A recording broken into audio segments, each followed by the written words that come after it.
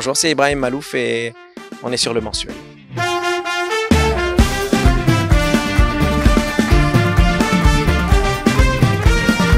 Je pense que, en général, les êtres humains, vous, moi, nos familles, nos amis, le public en général, on va là où on est rassuré. Quand un chemin est balisé, on est rassuré. Quand on sait qu'une musique pop est super efficace, on sait qu'on va passer un bon moment. Là où on n'ose pas trop aller, c'est là où on se dit, est-ce que ça va me plaire? Est-ce que c'est fait pour moi? Et là, on se dit, peut-être pas, je vais attendre.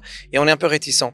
Moi, ce que j'essaie de faire avec ma musique, c'est de rassurer, c'est de créer un chemin. Alors, il n'existait pas trop avant moi, parce que la musique instrumentale n'est pas populaire. Je vais bientôt sortir mon 18e album, et en 18 albums, j'ai jamais été playlisté sur les radios généralistes nationales. Jamais de ma vie. Pourtant, ça ne m'empêche pas de faire des tournées de Zénith, de faire 3 Bercy, d'avoir un parcours qui est à peu près équivalent à ce que ferait un artiste de pop, etc. Mais par contre, il n'est pas reconnu comme tel parce que je ne suis pas chanteur. Donc, je suis un peu en train de défricher un chemin, d'ouvrir la voie, j'espère, à d'autres, parce qu'il y en a plein là qui attendent leur tour aussi. Il y a des musiciens incroyables. Moi, chaque jour, je rencontre des musiciens juste fabuleux. D'ailleurs, sur scène avec moi, il y a des musiciens incroyables aussi. Et donc, je me dis, voilà, peut-être que j'ouvre une voie, et pourvu que derrière moi, ça suive, et que j'ai pas fait tout ça pour rien.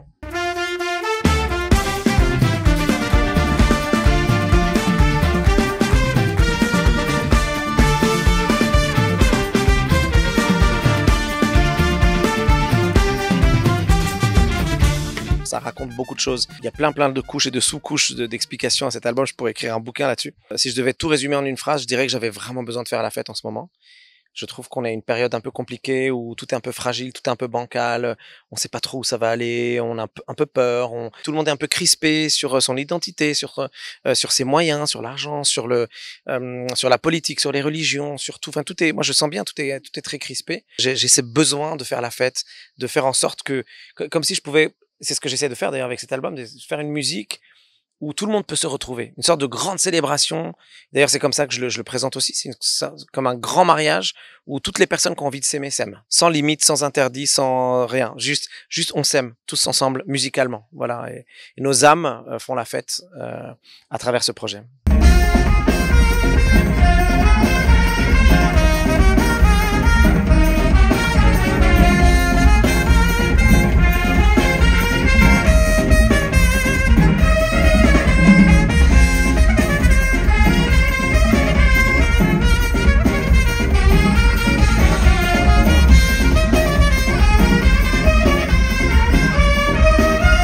Notre langage commun, c'est l'émotion. La musique va directement au cœur, parle directement aux émotions. Elle n'est pas obligée de passer par la case cérébrale. Il n'y a pas besoin de réfléchir. C'est juste tu aimes pas. Tu ressens la chose ou tu la ressens pas. J'essaye de faire en sorte évidemment que le public aime et ressente avec nous, danse, chante, vibre au même rythme que nous. Et peu importe alors à ce moment-là les convictions politiques, religieuses, tout ça, on s'en fout, on met tout ça de côté. On est d'accord au moins sur une chose, c'est qu'on a ressenti tous la même émotion. Je suis né dans un pays en guerre, je suis né sous les bombes. Même en France, quand j'étais petit, j'ai dû faire face à beaucoup d'adversités. Le racisme et beaucoup de choses, mais pas que ça d'ailleurs. On focus souvent là-dessus, mais il y a plein d'autres choses. Le racisme social aussi, par rapport à la bourgeoisie, par rapport à nous où on était, etc. Donc la difficulté aussi, au-delà de tout ça, de s'installer dans un milieu professionnel classique, par exemple, alors que je m'appelle Ibrahim, et on m'a bien fait comprendre que, bon, c'est pas du racisme seulement, il y a aussi ça, mais aussi la difficulté de s'appeler Ibrahim et de dire, voilà, moi je voudrais jouer Bach, Haydn, Beethoven et représenter ça dans des festivals de musique classique. Du coup, moi ce qui m'a sauvé, c'est ça, c'est que toutes sortes de personnes viennent écouter ma musique en concert. Et d'ailleurs, si vous voyez le public, mon public, c'est un public familial. Il y a de tout. Il y a des personnes âgées, des enfants, des gens qui viennent du jazz, des gens qui détestent le jazz, des gens qui m'ont découvert à l'époque que je faisais de la musique classique. Je vibre pour ça, pour cette communion qu'on arrive à créer à travers simplement le fait d'être tous dans la même émotion à un moment donné et de dire, tu vois, on regarde des gens, on se dit, on n'a peut-être pas voté pour les mêmes, on prie pas peut-être de la même manière. Peut-être qu'on vit pas de la même manière, peut-être qu'on éduque pas nos enfants de la même manière, mais il y a un truc qui est sûr, c'est qu'on a ressenti la même émotion ensemble à ce moment-là. Et ça, pour moi, c'est fondamental pour qu'on arrive à vivre tous ensemble en société de manière saine et équilibrée et belle et joyeuse.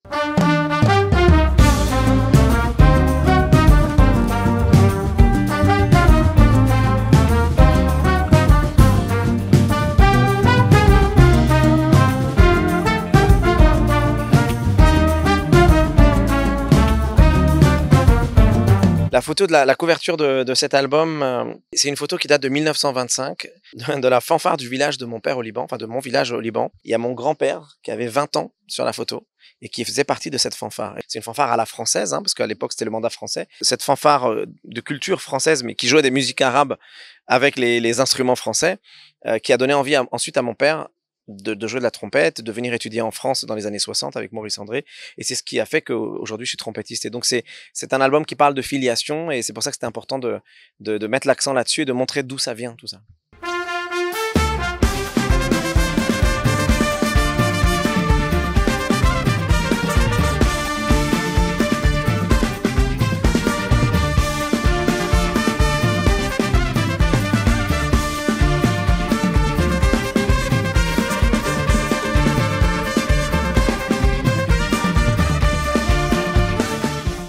Les trompettes de Michel-Ange, cet album, c'est un projet qui est bien plus que juste un album. C'est pour moi le début d'une grande phase qui va durer peut-être une dizaine d'années de passage de relais. J'essaye de donner envie, évidemment, avec cet album-là, de s'y intéresser encore plus. Je forme des trompettistes. D'ailleurs, sur scène avec moi, il y a 4 trompettistes qui ont appris à jouer de cet instrument. Et on a donc fait fabriquer une trompette qui s'appelle aussi trompette de Michel-Ange, T-O-M-A. Donc c'est une nouvelle marque qui s'appelle Thomas.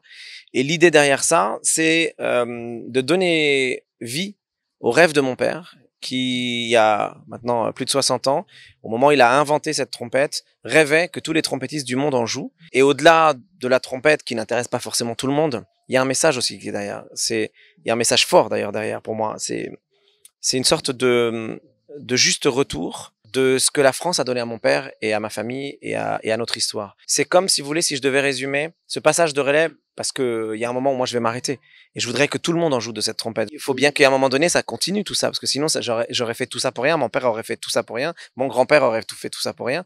J'ai envie que tout le monde apprenne à en jouer. Donc du coup on a créé une académie qui s'appelle l'Académie des trompettes de Michel-Ange pour former des trompettistes. En fait c'est un peu comme si un cuisinier oriental de culture arabe ou libanais ou quoi avait appris à cuisiner en France, avait appris tout l'art culinaire ici, mais avait aussi envie de laisser quelque chose qui vient de là d'où lui il vient. C'est vrai que ce pont en fait entre les cultures arabes et les cultures occidentales que représente cet instrument-là, c'est une manière aussi d'ajouter une forme d'épice, même à des musiques françaises qui n'ont rien à voir avec la culture arabe, de se dire simplement on a peut-être apporté quelque chose en plus maintenant, qui peut être utilisé à bon escient, à plein d'égards, dans la musique contemporaine, dans le jazz, dans le blues, dans la pop. J'ai des jeunes qui jouent avec moi dans mon groupe aujourd'hui, qui s'en foutent un peu de la musique arabe, mais qui adorent jouer de cet instrument.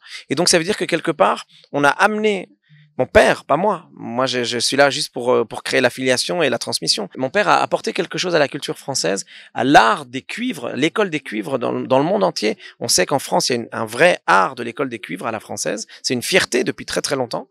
Et ben, mon père a apporté un petit truc en plus pour remercier quelque part cette culture française de lui avoir ouvert ses portes. Et donc voilà, j'essaye de concrétiser ce rêve-là.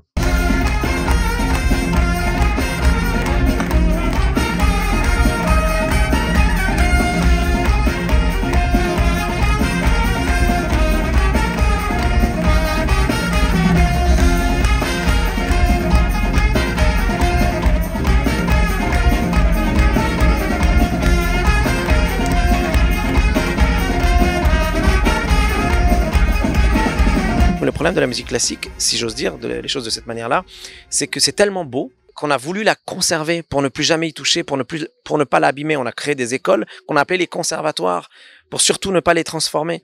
Mais il y a un moment où la musique classique a fini par presque mourir. Heureusement, elle n'est pas morte, mais par presque disparaître. Aujourd'hui, même les organisateurs de festivals de musique classique vous diront c'est très difficile de déplacer les gens parce que en fait, la musique classique intéresse pas beaucoup les jeunes, etc. Donc, il y a que ceux qui se sont vraiment cultivés à ça qui vont s'y intéresser. Et le jazz est en train un peu parfois de se perdre vers ça. C'est-à-dire qu'on aime tellement le jazz.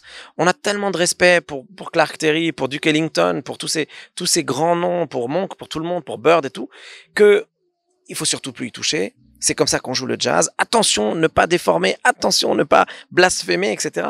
Or, l'art, ce n'est que ça. Et ces gens-là, même, dont on dit qu'il ne faut surtout pas toucher leur culture lorsqu'on essaye de la jouer, eux-mêmes étaient de vrais rebelles dans leur propre culture. Eux-mêmes avaient complètement cassé les codes pour pouvoir créer ce qu'ils ont créé. Et donc, parfois, on oublie, en fait, l'ADN même de cette culture-là, de cette musique-là. Comme ça s'est passé avec la musique classique. La musique classique était une culture d'improvisateurs. Il y avait des battles de piano, d'instrumentistes, etc. Donc, on a perdu un peu ces trucs-là. Donc, je fais souvent des métaphores, mais c'est vrai parce que ça parle. Mais c'est comme quand on aime trop les gens.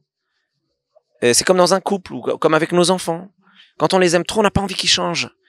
Alors en fait, c'est pas ça la vie. La vie, c'est on se transforme, on n'est plus la même personne après une rencontre, etc. Oui, mais si on aime les gens, si on les aime vraiment, on accepte qu'ils se transforment et on les accompagne dans cette transformation. Et c'est finalement exactement la même chose avec une culture. C'est comme avec les identités, c'est avec la même chose avec les cultures, avec les musiques.